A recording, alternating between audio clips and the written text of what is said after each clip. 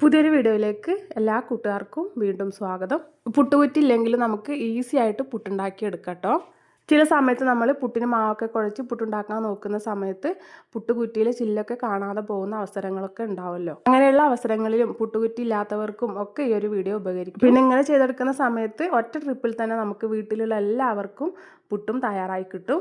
അപ്പോൾ നമുക്ക് ഗ്യാസും ലാഭം, സമയവും ലാഭം. അപ്പോൾ നല്ല യൂസ്ഫുൾ ആയിട്ടുള്ള ഈ ഒരു വീഡിയോ നമുക്ക് കണ്ടു നോക്കാം. അതിന് വേണ്ടിയിട്ട് ഞാനിത് അവിടെ പുട്ടുപൊടിയൊക്കെ നനച്ച് റെഡിയാക്കി എടുത്തിട്ടുണ്ട്. പുട്ടുപൊടിയൊക്കെ നനയ്ക്കുന്നത് എല്ലാവർക്കും അറിയുന്നത് തന്നെയാണല്ലോ, അതാണ് ഞാനിത് വീഡിയോയിൽ ഉൾപ്പെടുത്താതിരുന്നത്. ഞാൻ ഈ പുട്ടുപൊടിയിലേക്ക് 2 കൈപ്പിടിയോളം ചിരവിയ തേങ്ങ കൂടെ ചേർത്ത് കൊടുത്ത് ഒന്നുകൂടെ ഒന്ന് കുഴച്ചെടുക്കുന്നുണ്ട്. ഈ ഒരു സ്റ്റെപ്പ് ഓപ്ഷണലാണ് കേട്ടോ. പുട്ടുപൊടിയിലേക്ക് ഇങ്ങനെ തേങ്ങ ചേർത്ത് മിക്സ് ചെയ്ത് പുട്ട് തയ്യാറാക്കാൻ ഇഷ്ടമല്ലാത്തവർക്ക് ഇത് ഒഴിവാക്കാം. ഇപ്പോൾ ആ പുട്ടുപൊടിയൊക്കെ ഇവിടെ റെഡി ആയിട്ടുണ്ട്. ഇനി നമുക്ക് വളരെ എളുപ്പത്തിൽ എങ്ങനെയാണ് ഈ പുട്ട് തയ്യാറാക്കി എടുക്കുന്നത് എന്ന് കണ്ടു നോക്കാം. അപ്പോൾ അതിന് വേണ്ടിയിട്ട് ഞാനിതവിടെ ഇതുപോലൊരു സ്റ്റീൽ ഗ്ലാസ്സാണ് എടുത്തിട്ടുള്ളത്. ഇതുപോലുള്ള സ്റ്റീൽ ഗ്ലാസ്സൊക്കെ ഒരെണ്ണെങ്കിലും നമ്മുടെ എല്ലാവരുടെയും വീടുകളിൽ കാണുമല്ലോ. ഇനി ഈ ഗ്ലാസ്സിലേക്ക് നമുക്ക് ആദ്യം കുറച്ച് തേങ്ങ ഇട്ട് കൊടുക്കാം. അതിൻ്റെ മുകളിലായിട്ട് നമ്മൾ തയ്യാറാക്കി മാറ്റി വെച്ചിട്ടുള്ള പുട്ടുപൊടി ഇട്ട് കൊടുക്കുന്നുണ്ട്. പുട്ടുപൊടി ഇട്ട് കൊടുത്തതിന് ശേഷം ഒരു സ്പൂൺ വെച്ച് നന്നായിട്ടൊന്ന് പ്രസ് ചെയ്ത് കൂടെ എടുക്കണം. മാവ് നല്ല ടൈറ്റായിട്ട് പ്രസ് ചെയ്തെടുക്കേണ്ട ആവശ്യമില്ല, എന്നാൽ അത്യാവശ്യം ഒന്ന് പ്രസ് ചെയ്തെടുക്കുകയും വേണം. നല്ലതുപോലെ പ്രസ് ചെയ്തെടുത്താൽ നമ്മളിത് കമഴ്ത്തി കൊടുക്കുന്ന സമയത്ത് ഗ്ലാസ്സിൽ നിന്ന് മാവ് വിട്ടു വരാനായിട്ട് കുറച്ച് ബുദ്ധിമുട്ടായിരിക്കും. ഇനി ഒട്ടും പ്രസ് ചെയ്യാതിരുന്നാൽ നമ്മൾ കമഴ്ത്തി കൊടുക്കുന്ന സമയത്ത് പുട്ടുപൊടിയൊക്കെ പൊടിഞ്ഞു പോരുകയും ചെയ്യും. അപ്പോൾ പുട്ടുപൊടി ഗ്ലാസ്സിലേക്ക് ഇട്ട് ഒന്നങ്ങ് പ്രസ് ചെയ്ത് കൊടുത്തതിന് ശേഷം പിന്നെ നമുക്ക് ഇതിൻ്റെ മുകളിലായിട്ട് കൂടെ കുറച്ച് തേങ്ങ ഇട്ട് കൊടുക്കാം.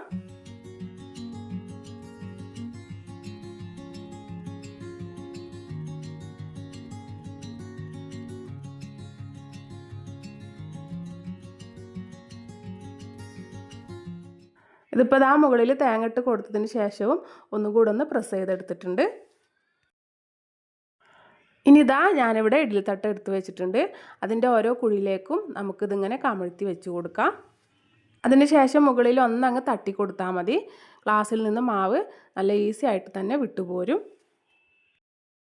അടുത്തത് ഞാനിതുപോലെ തന്നെ ചെയ്തെടുക്കുന്നുണ്ട്. നമുക്കിപ്പോൾ കൂടുതൽ ക്വാണ്ടിറ്റിയിൽ പുട്ട് വേണമെന്നുണ്ടെങ്കിൽ ഇഡ്ഡലി ചെമ്പിൽ 2 തട്ടുണ്ടാവുമല്ലോ.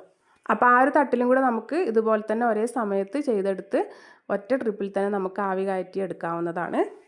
അപ്പോൾ വളരെ പെട്ടെന്ന് തന്നെ നമുക്ക് പുട്ട് റെഡിയായി കിട്ടും. എനിക്കിപ്പോൾ ഇവിടെ ഒരു തട്ടിൻ്റെ ആവശ്യമുള്ളൂ. അപ്പോൾ ഇങ്ങനെ ചെയ്തെടുക്കുമ്പോൾ നമുക്ക് ഗ്യാസും കിച്ചണിൽ സമയമൊക്കെ ലാഭിക്കാൻ പറ്റും. രാവിലെ തിരക്ക് പിടിച്ച സമയങ്ങളിലൊക്കെ എളുപ്പത്തിൽ നമുക്ക് പുട്ടും റെഡിയായി കിട്ടും.